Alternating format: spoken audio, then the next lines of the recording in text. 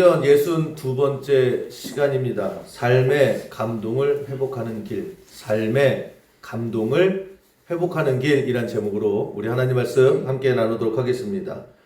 성경을 보면 계속해서 우리에게 강조하는 것이 감사해라, 감사해라. 우리 다음 주에도 추수감사절인데 감사해라.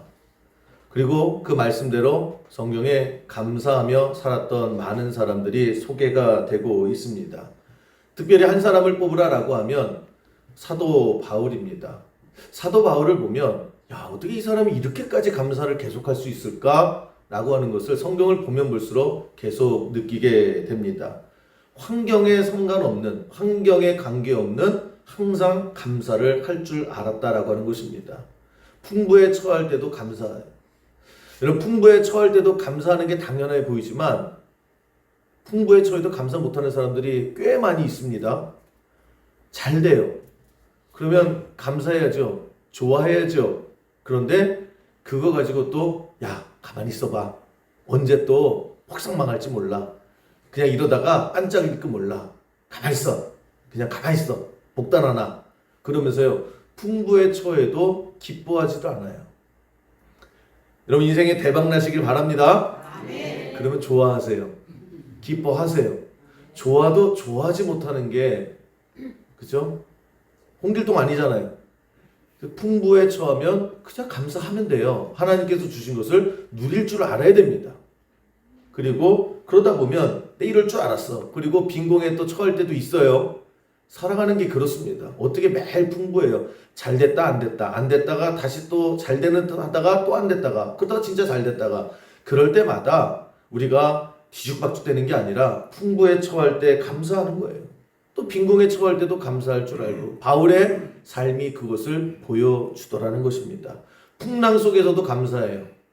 자기를 죽이겠다라고 덤벼드는 사람 앞에서 그런 험한 꼴을 당해서도 또 감사할 줄 알고요. 평탄하면 또 평탄한 대로 감사하고 많은 감사가 있더라고 하는 것입니다. 위협을 당할 때도 감사하고. 그러니까 바울의 삶의 가장 위대한 게 뭐냐? 어떻게 이렇게 계속 감사할 수 있을까? 라고 하는 그런 감탄과 때로는 도전을 보게 됩니다. 왜 그러느냐? 나의 살아가는 모습, 우리의 살아가는 모습과 한번 단순하게 비교하면 우리는 점점 감사가 사라져가요. 살면 살수록 얼굴이 어두워지고 그늘이 가 있고 잠깐만 억눌림이 있고 왜 그럴까? 물어보죠. 왜 그럴까? 그럼 우리는 이렇게 대답을 합니다. 뭘 왜 그래? 사는 게 힘들어서 그렇지. 사는 게 힘들어서. 아니면 하는 일이 잘 안 풀려서. 몸이 아파서. 자식이 잘 안 풀려서. 하여튼 이런저런 고민과 걱정이 산더미처럼 쌓여가서 형편이 안 좋아서 뭘 가지고 감사하고 뭘 가지고 기뻐하고 살아가. 우리 항상 그러면서 점점 얼굴도 굳어가고요. 마음도 굳어가고 그렇게 살아갑니다. 근데 한번 생각해 보는 거예요. 바울은 그렇게 감사했다라고 하는데 나는 사는 게 힘들어서 점점 감사가 줄어든다라고 하는데 갖다 딱 놓고 보면 여러분 누가 더 힘들었을까요? 바울이 훨씬 더 힘들었다라는 거예요.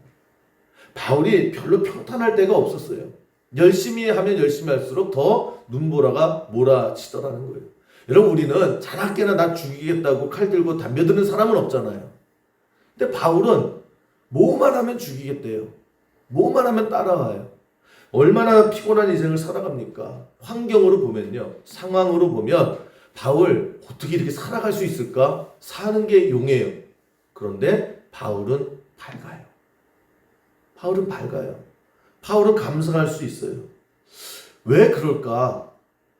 나보다 더 힘든 게 맞는 것 같은데 사는 거로 따지면 바울이 훨씬 더 그냥 어떻게 보면 인생이 지겨울 것도 같은데 왜 바울은 매 순간마다 이러면 이래서 감사하고 저러면서 기쁘고 왜 그런 고백을 늘 할 수 있는 그 뿌리가 뭐냐? 환경은 아니더라는 거예요. 그렇죠? 환경 갖고 감사하는 건 아니잖아요. 그럼 바울이 도대체 이 감사의 뿌리가 뭐에서 나왔느냐? 오늘 본문이 그것을 설명해 주고 있습니다. 24절 바울의 삶의 핵심은 이거예요. 내가 달려갈 길과 주 예수께 받은 사명 곧 하나님의 은혜의 복음을 증언하는 일을 마치려 하면은 나의 생명조차 조금도 귀한 것으로 여기지 아니하노라. 바울의 삶의 핵심은 뭐냐? 내가 하나님 앞에 부름 받았다라는 거예요. 하나님께서 나를 구원해 주셨다라는 거예요. 근데 구원해 주셨으면 난 뭐하고 살아가야 될까? 그때에 고민하게 됐죠. 하나님께서 복음 전하고 나 같은 사람을 구원해 주셨을 때에 또 다른 나 같은 사람을 한 명이라도 더 구원해야 되겠다. 그게 내가 부름받고 내가 구원받고 내게 주어진 사명이다라고 하는 거예요. 그리고 나는 그런 인생을 살아간다라는 거예요. 그렇게 사명을 감당하다 보니까 힘들지요. 어렵지요. 방해도 오지요. 순탄하지도 않지요. 근데 바울의 고백이 그거예요. 그렇다고 내가 안 할 수 있느냐? 하면 할수록 더 힘들어지는데, 하면 할수록 더 어려워지는 건 맞는데, 그렇다고 내가 여기서 그만둘까? 여기서 내가 애떡거리다 도망갈까? 아니면 하나님 이러려고 다 살려주셨어요? 욕하고 도망갈까? 나 그러지 않는다라는 거예요. 힘들면 힘든 대로 해야지 뭐. 어려우면 어려운 대로 해야지 뭐. 이건 내가 해야 될 일이니까. 때로는 막히면 막힌 대로 돌아가서라도 해야 되겠지. 바울의 삶은요, 그냥 그거예요. 나를 살려주신 이유, 나를 구원해 주신 이유.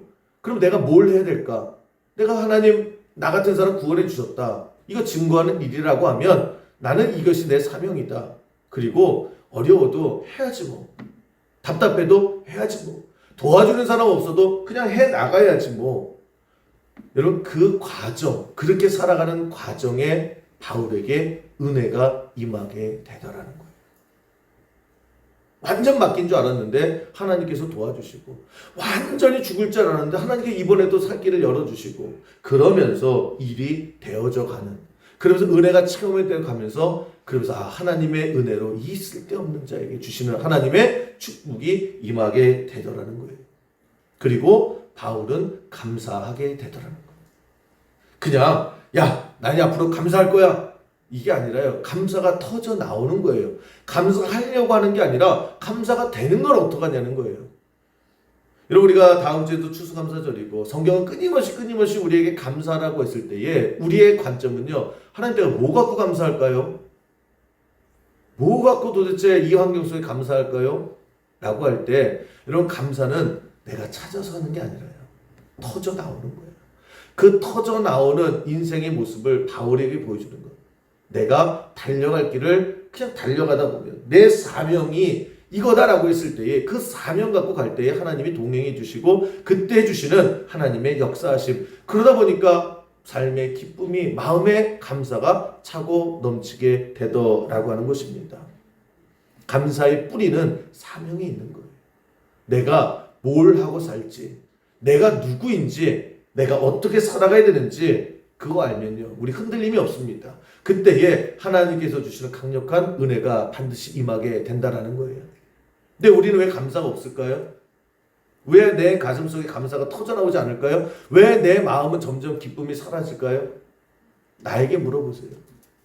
뭘 물어보느냐? 너 뭘 하고 살아가는데? 너는 도대체 무슨 사명을 가지고 구원받은 자의 삶을 살아가는데? 이걸 모르니까요, 내가 답답한 거예요. 내 인생이 그냥 계속해서 끌려가는 거예요.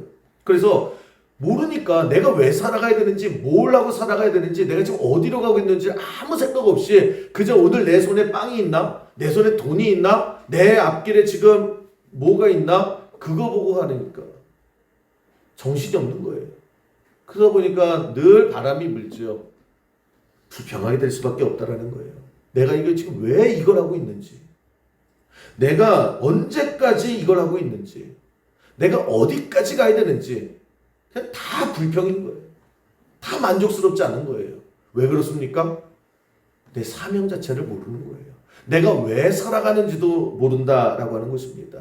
여러분, 이 사명이라는 관점에서 인생은 완전히 달라지는 거예요. 똑같은 일을 해도 여러분, 감사가 나오기도 하지만 불평과 불만이 쏟아져 나올 수도 있는 거예요. 우리 다음 주에 이제 교회학교 아이들이 정말 열심히 연습을 해서요, 다음 주에 여러분 앞에 데뷔를 합니다. 잘해요. 애들이 여러분 예배 끝나고 나면요, 이제 교회학교 끝나고 나서 여러분이 가시면 그때부터 연습을 계속 해왔어요. 몇 달 동안 그렇게 연습을 했어요. 이 아이들이 이 찬양단을 하면서 어떠한 마음으로 했느냐가 굉장히 중요한 거예요. 제가 처음 시작했을 때부터 강조한 게 뭐냐, 이거 내가 기타를 잘 쳐서, 내가 기타를 배우고 싶어서, 내가 건반을 잘 치고 싶어서, 내가 건반을 칠 줄 아니까 그렇게 해서 시작하는 게 아니라는 거예요. 찬양단, 하나님을 찬양하는 악기를 통해서, 이게 하나님께서 나에게 주신 재능이에요. 기타 칠 수 있는 재능을 주시고, 또 드럼 칠 수 있는 재능을 주시고, 또 그 기회를 주신 거죠. 여러분이 성도님들이 십시일반으로 모여서 우리가 그 모든 것을 깔아줬잖아요. 이거 기회예요. 기회가 되기도 하고 재능이 되기도 하고, 그래서 이것은 이 아이들의 사명이에요. 하나님께서 주신 사명. 이 사명을 통해서 하나님 앞에 찬양하고 이 악기를 통해서 함께 예배하는 우리 성도님들에게 은혜를 끼치는, 이게 하나님께서 나에게 주신 기회이고 사명이고 은혜라고 하는 거예요. 이거를 이 아이들이 이 뿌리로 시작을 하면요, 보람이 있는 거예요. 행복한 거예요. 감사하는 거예요. 여러분, 이 뿌리부터 시작했을 때 이 아이들이요, 기타 치는 게 아니라, 드럼 치는 게 아니라, 밴드를 하는 게 아니라, 그런 신앙이 쑥쑥 자라게 되는 그런 은혜를 이 아이들이 체험하게 될 줄로 믿습니다. 제가 처음 시작했을 때 이건 딴따라가 아니고 하나님께서 이 아이들에게 주신 사명이라는 거예요. 그런데 그런 마음이 아니라요, 어쩌다 보니까 야, 애들 하니까 너도 좀 해. 그리고 기타 학원 보내고 드럼 학원 보내고, 그냥 애들이 하라니까 하는 거고, 악기 사주니까 하는 거고, 텔레비전 보니까 그룹 사운드가 멋있어서 해보고, 그냥 그렇게 하는 거예요. 그 왜 하는지도 몰라요. 매일마다 예배 끝나고 나서 집에 가고 싶은데 못 가요. 계속해서 1시간, 2시간 계속해서 연습을 하고 또 하고 또 하고, 손이 아프지요. 허리도 아프지요. 배도 고프지요. 점점 힘들어져요. 그래서 교회 오기가 짜증나길 거예요. 하기 싫다고. 내가 왜 해야 되는지 모르겠다고. 밥도 안 주고 배고프다고. 여러분, 똑같은 밴드를 해도요, 똑같은 악기를 나눠도요, 사명의 관점에서 보면 내가 이것을 왜 하는지, 내가 이것을 가지고 뭘 하고 있는지를 알고, 내가 이걸 왜 해야 되는지를 알고 사명을 하면요, 하나하나가 늘 감사한 거예요. 나 같은 사람에게, 나 같은 아이에게 하나님이 이 기회를 주셔서 감사합니다. 신앙이 성장하는 거죠. 그러면서 기쁨이 회복되고 하나님 앞에 감사가 터져 나오는 거예요. 사명이라고 하는 것을 빼고 그냥 했다라고 하면, 어쩌다 보다 하면요, 날마다요, 이제 나 교회 가기 싫어요 그럴 거예요. 교회 가는 게 지긋지긋해요. 나 교회 안 다니고 싶어요. 완전 달라지는 거죠. 여러분, 감사, 성경은 계속해서 우리에게 감사를 하라 그렇게 말씀을 하고, 사도 바울은 어떻게 저 지경에서 감사가 나올까? 분명히 우리가 알 수 있는 것은, 감사는요, 환경 가지고 터져 나오는 게 아니다라는 거예요. 감사는 누가 해요?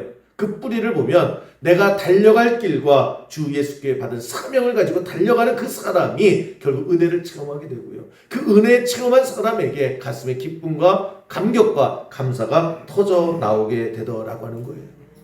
인생은 그 뿌리를 잡고 갈 때 그대로 우리가 다 감사하게 느껴지는 거예요. 제가 신학교 다닐 때 이제 선교봉사팀 이런 게 있어요. 이제 뭐 하냐면 방학이 되잖아요. 그럼 이제 깡시골 같은 데를 한 2, 3일 가요. 아주 깡시골. 한 30년 정도 됐죠. 그 전에 이제 가면 그 시골, 아주 시골 마을에 가면 교회는 있는데 늘 그래요. 교인 거의 없고 마을 사람도 별로 없고 아이들은 몇 명 안 돼요. 이제 그런 곳에 가서 이제 신학생들이 이제 여름 성경학교도 같이 해주고 또 교회 전도도 같이 이렇게 해줍니다. 그러면 시골에 가면요, 그 시골 어르신들이 되게 반갑게 맞아줍니다. 그때만 해도요, 아유 도시에서 왔다고, 젊은이도 왔다고 그러면서요, 그렇게 뭐 먹을 것도 갖다 주고 다 그래요. 환영해줘요. 근데 교회는 안 와요. 교회 소리만 하면 아이고 그러면서 또 나가요. 어느 마을이나 똑같아요. 어촌, 광천, 뭐 산촌 다 똑같아요. 사람을 싫어하진 않아요. 그런데 교회 그러면요 벌써 싹 가요. 근데 이게 어른들뿐만 아니라 애들도 똑같아요. 애들도 이렇게 이제 막 신기하니까 와요. 막 사탕 주고 이러면 와 보다가, 야 우리 교회 가서, 그러면 벌써 애들이 샥 없어져요. 그래서 우리도 그러면 대응을 해야 될 거 아니에요. 몇 번 그렇게 실패해 보면 이제 신학생들이 또 야가요. 그래서 어떡합니까? 야, 볼거리 좀 준비해야 되죠. 그래서 뭐 시골 깡촌에 그 당시에 인터넷도 없잖아요. 뭘 하는지 아십니까? 큰 텐트 같은 걸 쳐요. 그리고 북 같은 거, 깽가리 같은 거 막 선하게 우리 왔다고. 그럼 이제 애들이 먼저 반응을 하거든요. 그러니까 어른들은 그냥 대충 또 뭐 하려고 교회에서 또 뭐 또 전도질 하려나 보다 뭐 이렇게 왔다 가겠지. 어른들은요 그렇게 뭘 해도 쳐다보지도 않아요. 근데 애들은 딱 낚시를 까면요 딱 물어요. 미끼를 딱 물어요. 그냥 뭐 그냥 소리 지르고 뭐 깽가리 좀 붙이면 이제 몇 명이 이렇게 오거든요. 그냥 뭘 하냐면은 저 때만 해도요 차력쇼를 했어요. 할 게 없으니까 그 시골에 뭐 없어요. 안 와요, 안 와. 그래서 교회 앞에다 텐트 쳐놓고 애들 한 뭐 100명 이렇게 놓고 야 형들이 누나들이 차력쇼 한번 보여줄게. 그리고 제일 먼저 하는 게 뭔지 아세요? 나무 젓가락을 딱 떼요. 그러면서 양쪽 콧구멍에 하나씩 쑥쑥 넣어요. 그리고 하나 둘 하자. 보여드릴까요? 인터넷 시대에 그러면 딱 하고 부러지거든요. 그러면 얼마나 아픈지 아세요? 잘못하면. 그리고 또 하나 중요한 건 반드시 여러분이 집에서 해볼 때 이게 중국산인지 국산인지를 진짜 꼭 보셔야 돼요. 국산은 안 부러져요. 중국산은 대충 부러져요. 하여튼 그런 걸 되게 유치하지만 그런 걸 해요. 그럼 이제 벌써 이제 애들이 그렇게 보거든요. 그러면 뭐래요? 뭐 우리가 뭘 무슨 불쇼를 할 수는 없잖아요. 그러면서 양파요. 양파 이렇게 동그란 거를 가지고 야 양파 먹는 거 좀 봐. 그리고 막 양파를 먹으면요 눈물 콧물 막 흔들어요. 그럼 애들이 그걸 보고 되게 좋아해요. 와 그래요. 그러면서 이 아이들이 더 센 거 그러거든요. 그럴 줄 알고 그리고 뭐예요? 그 다음에 마늘 막 먹어요. 마늘. 저도 그렇게 어렵게 살았어요. 네, 그렇게 하면요, 애들이 와 그래요. 그러면서 살짝 야 교회에서 이제 간식 먹고 더 보여줄게. 그리고 이제 여름 성경하고 복음 전하고 뭐 그렇게 했어요. 제가 그것들을 보면서 그 양파 먹으라면 먹겠습니까? 그러면 코에다가 그 나무젓가락 끼고 부러뜨리겠습니까? 왜요? 왜요? 사명이라는 거예요. 내가 이걸 해서 내가 이렇게 해서라도 복음을 전하겠다라는 거예요. 그 신학생들의 그 뜨거움이 있다라고 하는 것입니다. 해야 되겠다. 이거 내가 해야 돼라고 하면요, 그게 사명이에요. 내가 이거 할 거야. 이거 해야 되는 거야. 내가 해야 되는 거야라고 했을 때에 여러분 밤새서라도 해내요. 그게 사명이에요. 어떠한 어려움이 있어도요, 악조건 속에서도 해내요. 근데 중요한 게 뭔지 아십니까? 참 어려워요. 힘들어요. 지쳐요. 안 될 때가 훨씬 많아요. 그런데 참 신기한 게 뭐냐면 그 사명감으로 불태웠을 때 항상 감사는 그 사람들에게서 터져 나오더라는 거예요. 참 신기해요. 그 어려운 것을 하려고 할 때에 그 사명감 하나를 가지고 뜨겁게 불태웠을 때 그때 감사가 나오는 거예요. 참 보면 어려운데 참 힘들어 보이는데 지쳐 보이는데 그런데 그때 은혜가 임하는 거예요. 편하게 쫙 깔린 데서 일하는 것이 아니라 그게 성경에서 말씀하는 거예요. 여러분 저는 여러분들의 삶에 다시 한번 하나님께서 주신 나에게 주신 내가 하나님을 위해서 해야 될 그 사명, 내가 이 땅을 위해서 해야 될 그 사명이 불타오르는 다시 한번 끌어오르는 그 삶 속에 감사와 기쁨 회복되는 은혜가 있기를 주님의 이름으로 간절히 축원합니다. 성경에 보면 참 재밌는 게 뭐냐면 예수님께서 병 고쳐주시죠. 그리고 병 고침을 받는 환자들이 있어요. 근데 병 고침 받는 환자들 중에 감사합니다 라고 하는 사람도 있지만 감사가 안 나오는 게 더 많아요. 그리고 희한하게 예수님이 더 감사해요. 병 고치는 사람이 오히려 병 고쳐주셔서 감사합니다 라고 하는 게 더 많이 나와요. 우리는 아닐 것 같잖아요. 병 고침 받은 사람이 더 감사할 것 같은데. 오병이어도 마찬가지입니다. 사람들이 배고파했어요. 그때 요만한 도시락을 가지고 사람들 배불리 먹였죠. 여러분 오병이의 기적의 기사를 쭉 보세요. 감사는 누가 해요? 예수님이 하시더라고요. 여러분 보면 감사라고 하는 것은요, 받는 사람이 해야 될 것 같고 뭔가 혜택을 입은 사람이 해야 될 것 같은데 오히려 주는 사람이 더 감사하게 돼요. 그 계속 또 선순환이 되더라고 하는 것입니다.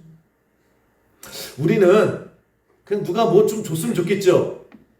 그냥 때마다 예를 들면 너 돈 없지? 그리고 그냥 아무 이유 없이 나에게 돈을 줘요. 용돈 쓰라고 돈을 줘요.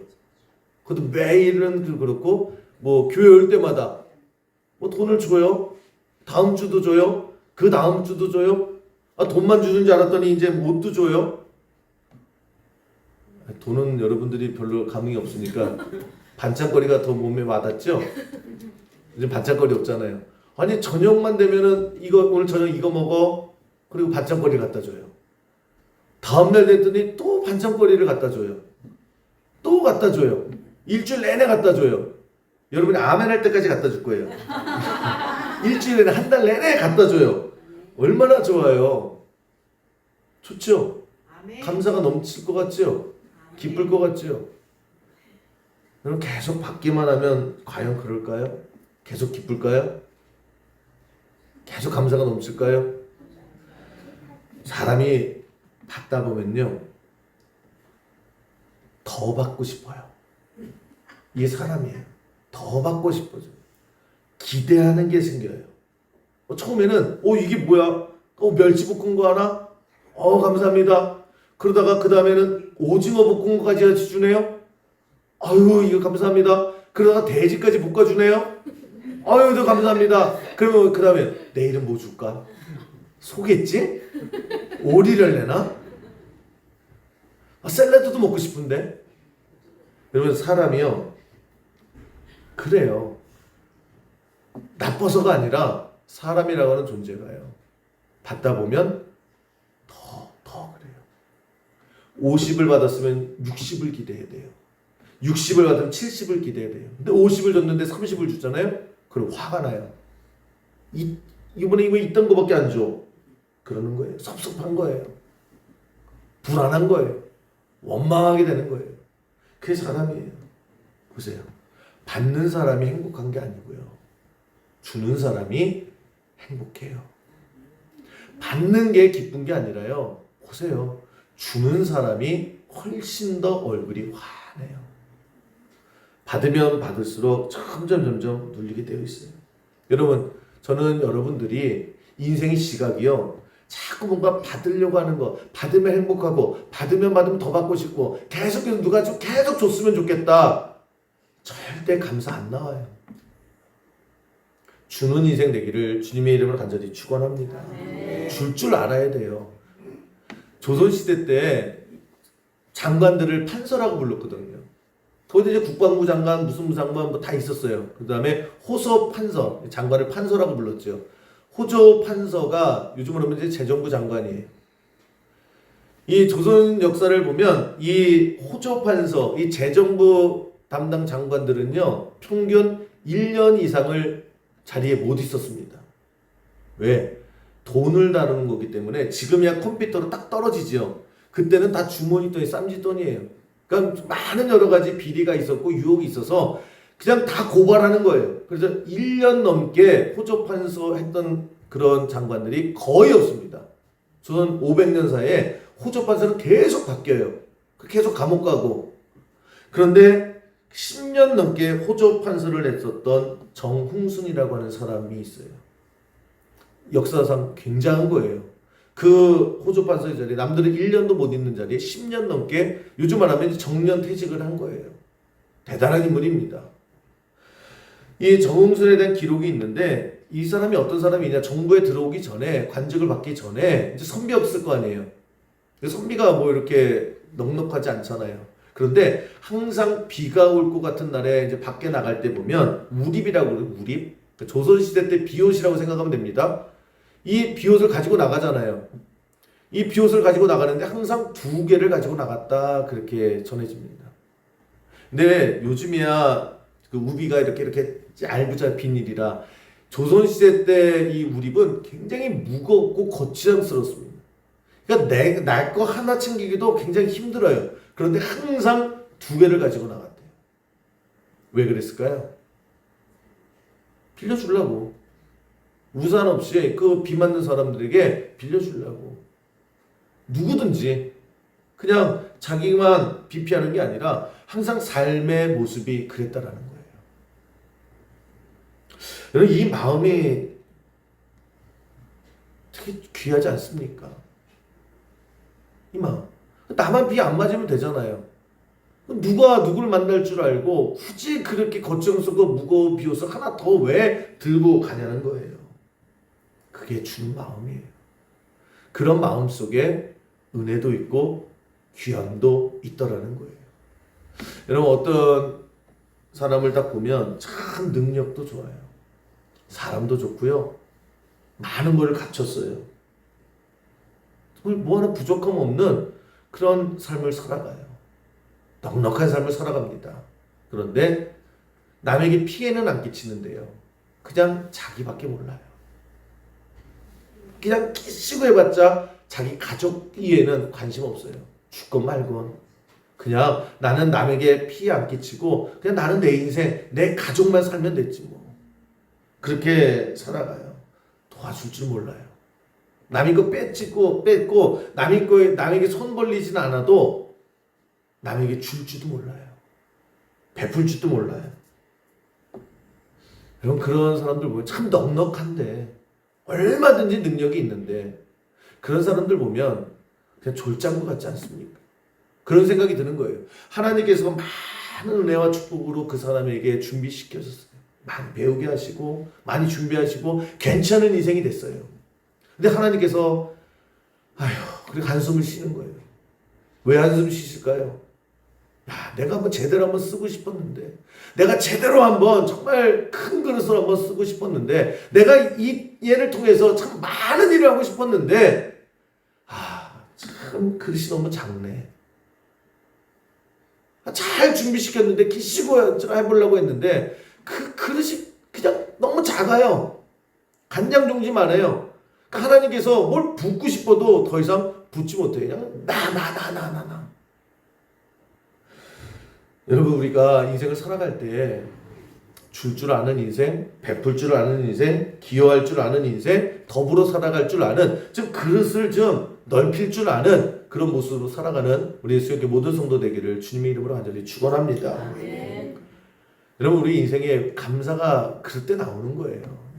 내꺼 점점점점 간장동지만 해서 무슨 감사가 나와요.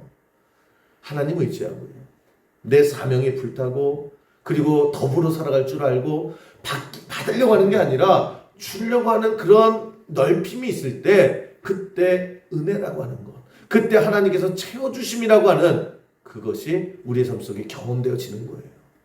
환경 가지고 돈이 많아지고 건강해지고 자식이 잘 되고 내 지위가 높아지고 그래서 감사하는 게 아니라요. 성경에 보세요. 그래서 감사하는 사람이 있는 게 아니에요. 주변에 보세요. 누가 감사하는지.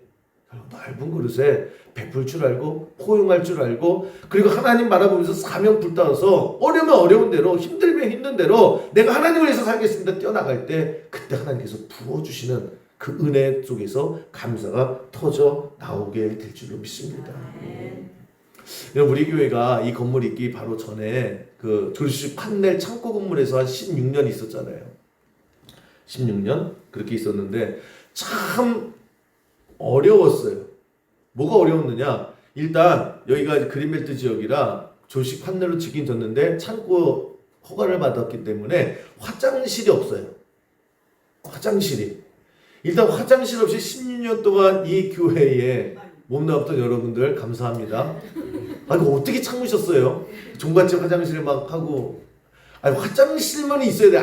아무리 그래도 교회에 화장실은 있어야 될 거 아니에요. 화장실도 없었고요. 교인이 정말 몇 명 안 됐잖아요. 그때 정말 열심히들 해주셨어요. 그 조리식 판넬 건물에서 얼마나 열심히 했는지 몰라요. 매주 중식을 먹었거든요. 근데 이게 통이에요. 그냥 하나 통. 그래서 주방이 따로 있고 뭐 이런 게 아니에요. 그러니까 그냥 이렇게 뒤쪽에서 그냥 가스레인지 놓고 이게 주방, 그리고 이게 주방이에요. 예배 끝나고 나서 그 의자를 쫙 앞으로 밀어요. 그리고 거기다가 이제 돗자리를 깔고 상을 펴서 밥을 먹고 뭐 그랬거든요. 거기까지는 좋아요. 그런데 예배 시간에 예배 끝나고 밥을 먹어야 되잖아요. 그러면 밥을 해야죠. 예배 끝나고 나서 언제 그거 밥을 기다려요. 우리 수영교회 분들은 또 성질 급한 건 또 둘째 하면 서럽잖아요. 예배 딱 끝나면요, 그냥 탁 나가서 그냥 의자 밀고 그랬단 말이에요. 근데 이제 밥 해야 돼 그러면 다 가버리죠. 그러니까 예배 시작과 동시에 압력밥솥을 취사를 딱 눌러요. 거기까지는 좋아요. 한참 설교해가지고 예수를 믿으십시오. 뭐예요? 아, 시작되는구나. 그거 아나요? 제가 왜 이렇게 이거를 성대모사를 잘하는지 아시겠죠? 되게 오랫동안 하다가 나중에는 그냥 뭐 연기 치게요. 그리고 옛날 거는 이렇게 또 이렇게 똥물 해가지고 탁탁탁탁 소리도 났단 말이에요. 탁탁탁 하면 이제 사람들이 이제 설교 끝날 때 됐구나. 우리 그렇게 했거든요. 그리고 이제 뭐 밥상 날르고 뭐 주방도 요만했단 말이에요. 주방도 없어요. 그러면서 젊은 사람들은 뭐 이렇게 상 깔고 이러고 또 연세 드신 분들은 저 구석에 앉아가지고 멸치똥 까고 그러면서 그냥 다들 그래요. 일주일 동안 제일 힘든 날이 교회 오는 날이에요. 편안하게 이렇게 주는 밥 먹다가 교회 오면 하여튼 찾다 그래요. 한상훈 집사는 지난주에 목사님 제가 일주일 동안 지금도 그래요. 일주일 동안 교회 오는 게 제일 힘들어요. 지금도 힘드니 그때는 오죽 힘들었겠어요. 근데 참 신기한 게 뭔지 아세요? 정말 교회 막노동하러 오는 건지 뭐 21세기에 뭐 이런 교회가 다 있나라고 할 때에 그러나 그런 희생이 있을 때 그런 여러 가지 어려움을 극복해 나갈 때 오히려 교회에서 또 하나님 주시는 기쁨과 감격이 훨씬 더 크더라는 거예요. 그때 신앙생활들은 그 감동이요 잊혀지질 않는 거예요.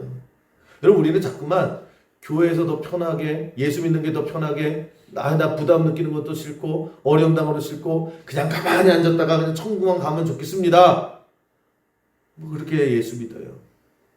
근데 그렇게 예수 믿는 사람이 막 감격하고 은혜가 체험이 되고 기쁨이 충만하게 되고 하루의 삶 속에 하나님의 은혜를 경험하는 경우가 거의 없더라고요. 오히려 힘들게 빡세게 그냥 뼈골 빠지게 헌신할 때 얼마나 우여곡절이 많은지 몰라요. 그러나 그냥 그게 사명인걸요. 그게 하나님께 나에게 주신 그릇이거든요. 그냥 해나갈 때 그런데 보세요. 그런 사람에게 기쁨이 터져나와요. 감사가 터져나와요. 사람들은 쉬운 길을 찾을 거예요. 예수 믿는 길도 쉬운 길을 찾고 싶어 하고요. 안전한 길, 편안한 길, 좋은 길, 그리고 그거다라고 하면 다 몰려들어요. 그 좋은 환경에서 그러나 감사가 안 터져나와요. 거기서 보람이 터져나오질 않아요.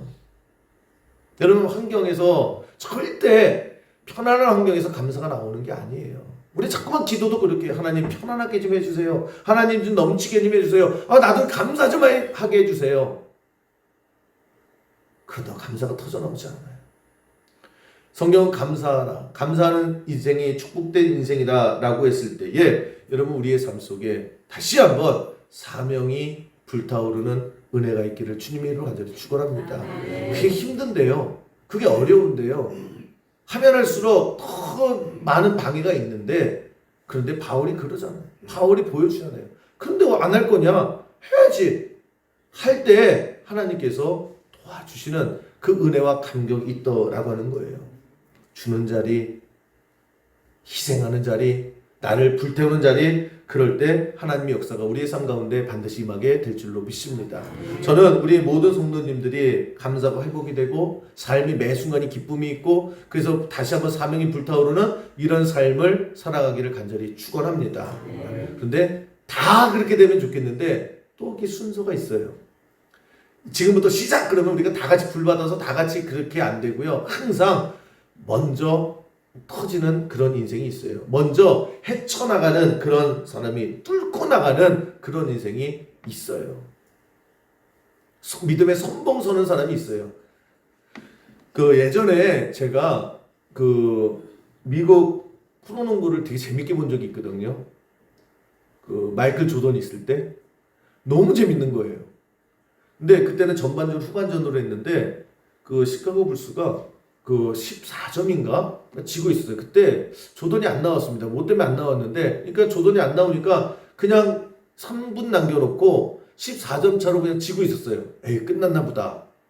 근데 갑자기 그 영상에서요, 뭐 관중들이 확 노래를 지르는 거예요. 조던이 딱 몸 풀고 나오더라고요. 그러니까 사람들이 막 기대하기 시작하고 열광을 해요. 아니나 다를까 이 마이클 조던이 혼자, 농구가 5명이나 하나요? 그냥 혼자 막 돌아다니면서 패스하고 뭐 슛하고 그러더니 3분 만에요 15점을 넣어서 마지막에 역전을 해버리더라고요. 사람들이 막 열광을 하는 거예요. 여러분 보세요. 5명이 하는 경기지만 불타는 한 사람이 뚫고 나가는 게 반드시 있어요. 여러분의 가정도 마찬가지고 우리 교회도 마찬가지고 누군가는 뚫고 나가는 그런 사람이 있을 때 여러분이 그 뚫고 나가는 불타는 첫사람이 되기를 주님의 이름으로 간절히 축원합니다. 임진왜란을 한번 가만히 보세요. 임진왜란 때 그 불타는 그 뚫고 나가는 한 사람이 이순신 장군이었죠. 여러분 이 일본이 조선을 쳐들어왔습니다. 쳐들어왔을 때 이 조선이 속수무책이었어요. 얼마나 속수무책이었느냐? 그냥 부산으로 뚫고 와가지고 의주까지 2주밖에 안 걸렸어요. 그러니까 우리 조선이 당시에 명나라를 큰형님으로 모셨잖아요. 그래서 어려운 일이 있으면 형님 도와주세요 그러면 도와줬거든요. 그래서 일본이 쫙 쳐들어왔을 때 명나라만 쳐다봤다고요. 형님 도와주세요. 도와주세요. 도와줘야 되는데 임진왜란에 있을 때에 명나라가 안 도와줬습니다. 처음에. 이 도와줘야 되거든요. 왜냐하면 도와줄 수밖에 없어요. 왜냐하면 일본이 목표가 이 조선이 아니에요. 조선을 통과해서 명으로 가겠다라는 거예요. 그러면 싸워도 명나라 땅에서 싸우는 게 아니라 명나라 입장에서 조선에서 싸우는 게 좋죠. 도와줘야 되는데 꿈쩍도 안 했다고요. 왜 안 도와준지 아세요? 처음에? 명나라가 조선 의심했다고요. 야, 니네 이거 일본하고 짜고 치는 거지. 아닌데요. 야, 뭐가 아니야? 아니 일본이 부산에서 의지까지 왔다며. 근데 2주밖에 안 걸려. 그냥 멀쩡한 군인들도 빨리 걸어야 의주까지 가는 거야. 2주가. 근데 너희들은 한 번도 저항 안 해봤어? 아니 이게 지금 전쟁이잖아. 마라톤이 아니잖아. 근데 어떻게 니네들은 그냥 길을 그냥 터준 거야? 이해가 안 가잖아. 그러는 거 이해가 안 가잖아. 아니 싸우면 하루라도 싸우면 어떻게 2주 만에 그 외가 부산에서 의주까지 올 수 있냐? 이건 아니다. 니네들 뭐 꿍꿍이가 있는 거다. 니네 싸운 게 아니라 길을 외를 일부러 열어준 거다. 니네 뭐 있지? 그래서 의심해서 충분하게 의심할 수 있죠. 그래서 안 도와줬다고요. 뭘 얘기하느냐? 그만큼 조선이 준비가 하나도 안 돼 있는 거예요. 제대로 한번 싸움하지도 못하고요. 그냥 쭉 의주까지 2주 만에요. 싸움거리도 안 되고 그냥 속수무책으로 다 무너졌어요. 끝난 거예요. 끝난 거. 조선은 끝난 겁니다. 그럴 때 다 암울하고 힘들고 지쳐가고 끝났다라고 한 그때에 한 사람이 나타난 게 바로 이순신 장군이죠. 바닷길을 딱 끊어버리잖아요. 그러니까 군인들이 보급품이 있어야 계속 전쟁을 하는데 아예 그냥 바닷길을 딱 끊어버리니까 그때부터 판세가 완전히 달라져 버리죠. 그때서야 명도 그럴까? 그리고 도와줘. 여러분 이순신 장군의 그 업적이 그래서 위대한 거예요. 다들 무너질 때에 한 사람이 튀어나오잖아요. 그리고 판도를 바꿔버리잖아요. 내가 이 나라를 구해야겠다는 사명, 군인으로서의 사명. 여러분 우리도 마찬가지입니다. 여러분들이 여러분들의 가정의 판도를 바꾸는 믿음의 성도가 되기를 주님의 이름으로 간절히 축원합니다. 내가 되면 돼요. 내가 사명이 불타오르고 내가 하나님 앞에 거듭나고 내가 열심히 또 주는 인생이 되고 내 그릇을 크게 나갈 때에 여러분의 가정의 판도가 여러분이 영적인 이순신이 돼서 다 바꿔지게 할 줄로 믿습니다. 삶에 점점 지쳐가고요. 힘들어가고 뭐 다음 주에 추수감사 되는데 감사할 건 없고 감사 쓰라고 하는데 그냥 억지로 써야 되나? 왜 그럴까? 여러분 삶의 감동이 회복되는 길은요. 다시 한번 사명 붙드시고 그 사명이 여러분 절대 희생이 아니에요. 여러분을 다시 일으켜 세워 주실 줄 믿습니다. 섬기세요. 섬기는 게 복이에요. 섬김 받고 뭔가 계속 받으려고 하는 게 아니라 내가 줄 때 그때 그릇이 커져요. 그때에 우리의 삶의 모든 것들이 바뀌고 그렇게 좀 더 넓어지는 그 넓음 속에서 주시는 그런 아름다운 결실이 있는, 그래서 감사는 터져 나오는 거예요.